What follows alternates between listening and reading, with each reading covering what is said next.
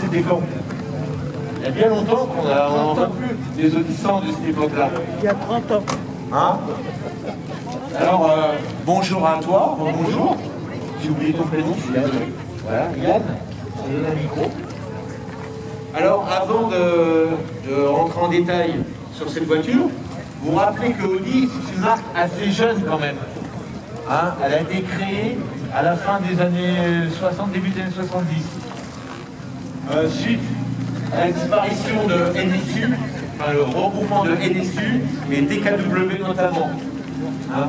Et Horse, voilà, qui était une marque prestigieuse d'avant-guerre.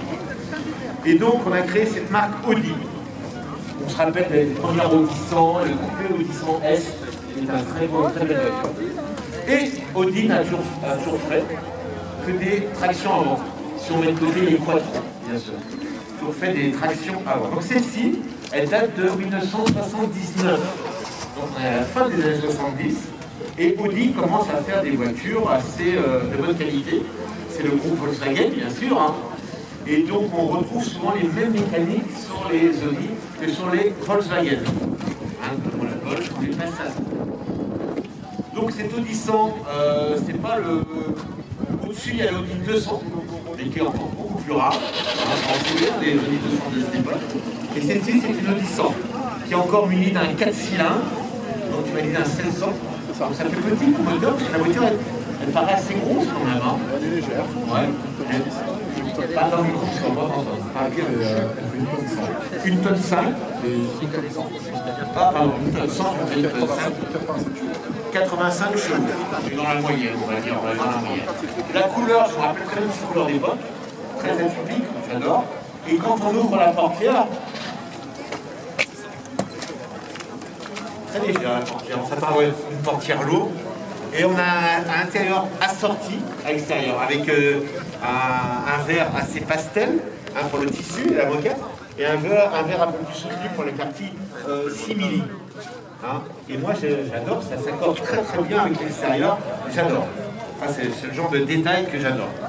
Donc on a un tableau de bord pareil, qui n'est pas noir, comme souvent sur les Allemandes, rappelez-vous, hein, les Allemandes, on disait souvent bah, c'est noir, c'est noir. Et bien celle-ci, regardez, elle a un tableau de bord magnifique. Il y a juste la jante du volant qui reste noire et quelques accessoires comme les poignées de porte. Donc tout ça est fait, j'estime moi, avec goût. Et on a même si c'est pas du vrai bois, un rappel de faux bois sur le tableau de bord. Mais tout ça fait qu'on a une voiture vraiment assez bien finie, on voit tout de suite, et confortable, je dirais pas ça parce que les Allemands de cette époque restent assez fermes, en suspension et en siège, je me rappelle bien. Et on a une grande berline qui peut accueillir sans problème 5 passagers. Il doit y avoir sur la carte grise. C'est ça, 5 passagers. Voilà. On peut partir donc en famille, familiale, avec une grande malle arrière, je pense. C'est possible hein, d'ouvrir. Je demande toujours des foyers du passage. On remarquera pendant qu'il ouvre le coffre que les pare-chocs, regardez, c'est le changement, c'est un changement d'époque les pare-chocs. On a encore du métal, mais les plastiques arrivent quand même. C'est mix. Et bientôt, tous les pare-chocs, comme je disais tout à l'heure, seront en plastique. Mais on a encore, on se rappelle des Golf, hein, les premières Golf, série 1, avait un petit pare-choc tout franc. Et après, la série suivante, derrière, avec des gros pare-chocs en plastique.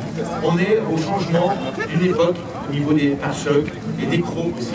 Souvent les chromes sont remplacés par des parties noires. Et celle-ci, vous voyez, il y a un mix. Voilà, même si c'est du métal.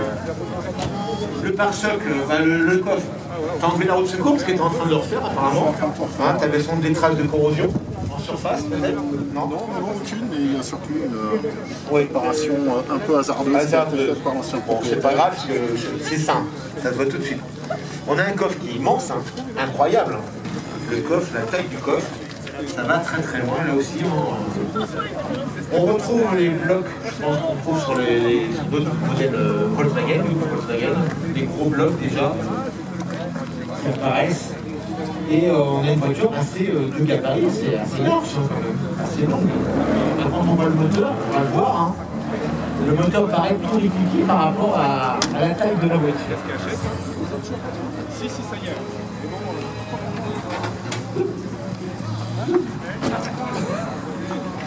Elle n'a pas compris. Donc on retrouve sur la face avant les 4 anneaux qui représentent les 4 marques. J'ai donné tout à l'heure. On parlait de Horsch, DKW, NSU, et il y avait sans doute une 4e. Auto-Union, bien. Auto-Union, voilà. Et donc c'est un regroupement de tous ces anciennes, plus ou moins anciennes marques. Voilà. Donc le moteur, vous voyez, c'est un 4 cylindres très très court, il y a beaucoup de place. Parce qu'à l'origine, elle était prévue aussi sur les Audi 200 pour le même gabarit à peu près. Elle est prévue pour un moteur 5 cylindres, si ma mémoire est bonne, je crois. Et il y a aussi des versions diesel.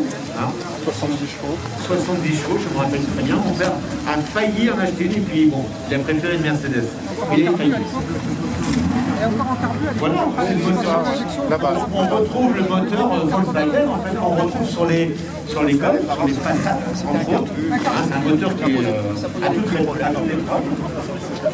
Ben voilà, il ne se cache pas. Regardez, il y a le site de VW. Volkswagen est plus gros que le logo. On est bien sur le groupe Volkswagen. Hein, donc ce moteur est légèrement, vous voyez, incliné. Pour essayer, bien sûr, pourquoi on incline un moteur comme micro? C'est pour gagner du 6. Hein, si on redresse le moteur, du coup le capot sera très plus haut, sera plus mastoc, le CX. C'est pour ça souvent qu'on couche les moteurs pour gagner du CX. Donc là c'est le cas sur ce modèle-là. On a beaucoup de place bien sûr pour travailler. On a la crémaillère qui est très très haute, hein, elle est à l'arrière, comme souvent sur les Volkswagen. Elle est placée très très haut en arrière. Et on a beaucoup de place. Voilà. Donc c'est une voiture qui est dans son jus, tu disais, elle n'est pas tabou. Mais moi aussi j'aime bien les voitures qui ont les stigmates du passé et qui n'ont pas été restaurées. Ça fait partie aussi des voitures qu'on conserve avec leurs odeurs et leurs traces du passé.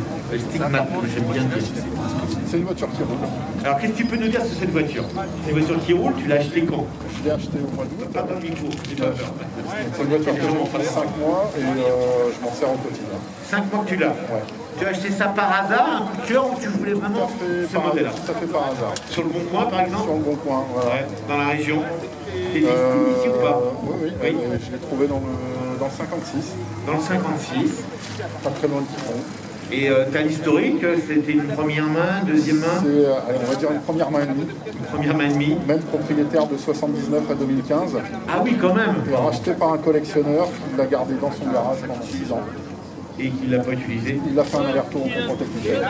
Ah oui? C'est lui. Donc il ne l'a pas utilisé parce qu'il avait une autre voiture. C'est ça, il en a 4 comme ça. Ah, 4 comme ça. Donc un passionné d'Audi.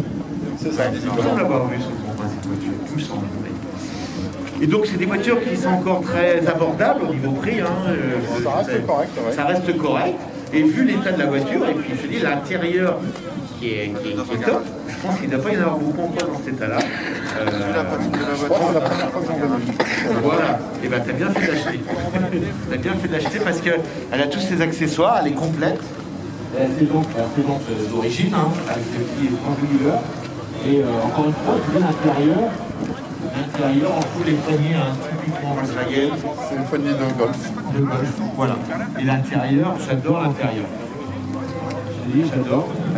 Et la carrosserie n'a pratiquement pas de défaut. Franchement, voiture bien conservée, pardon. T'as l'autoradio d'époque aussi, non? Plus ou moins d'époque. Voilà, plus ou moins. Donc c'est une boîte 4, hein, pas encore de boîte 5. 4 vitesses. 4 vitesses. Et il te manque l'antenne. Non, alors, c'est pas l'antenne d'origine. Ah, c'est pas l'antenne l'antenne. qui a été rajoutée par l'ancien accessoire. propriétaire. D'accord. Et l'antenne d'origine a été... l'antenne d'origine a été réparée. C'est une antenne électrique qui se trouve où alors? Ah, ouais, c'est bien, ouais. Bien sûr. D'accord. Oui. On voit qu'il y a des petites réparations, hein, mais bon, c'est reste léger. La voiture est bien conservée. C'est de la fixation d'origine. Voilà. Toutes les baguettes, on regarde, hein, la carrosserie est vraiment nickel. Franchement, très très belle voiture dans cette couleur verte, là, j'adore. Comment vous la trouvez, le public?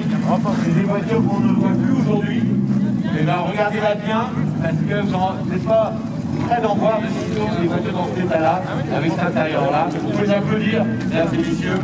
Merci à vous. Ah,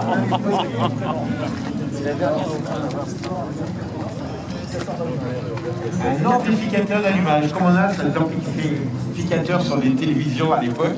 On avait aussi des petits... Une carte de son efficacité. Ouais, je pense pas, non. Bon. On va te laisser repartir parce que j'ai pris beaucoup de retard avec...